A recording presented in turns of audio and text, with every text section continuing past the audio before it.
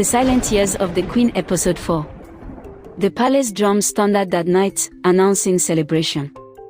The king poured wine for the elders, smiling as villagers danced and cheered. Amoka sat on the king's stool like a true queen, her laughter ringing loud, her palm resting on her swollen belly. She had finally taken everything Adana had. But outside the palace walls, Adana wandered aimlessly through the dusty market square.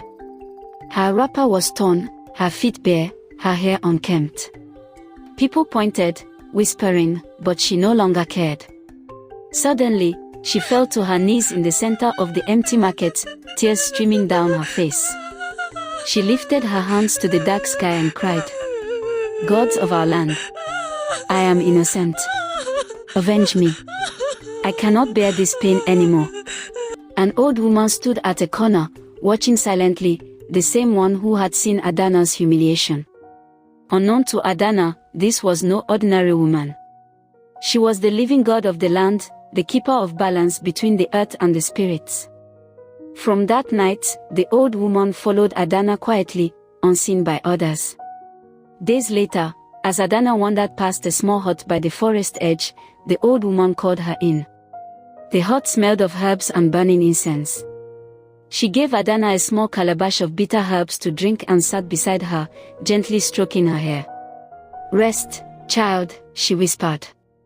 Exhausted, Adana cried until she fell asleep on the floor of the hut.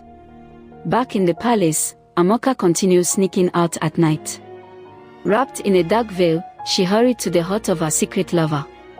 There, she held his hands and whispered, "The king trusts me. When the child comes, we will take the throne." They both laughed softly, plotting how to remove the king and rule together. But far away, the king tossed in his royal bed. His sleep was restless. Each night, he dreamed of Adana standing in the rain, weeping. Each time he reached for her, he woke up suddenly, drenched in sweat. And outside, the sky rumbled with distant thunder though the air was dry, a warning that the gods had heard Adana's cry.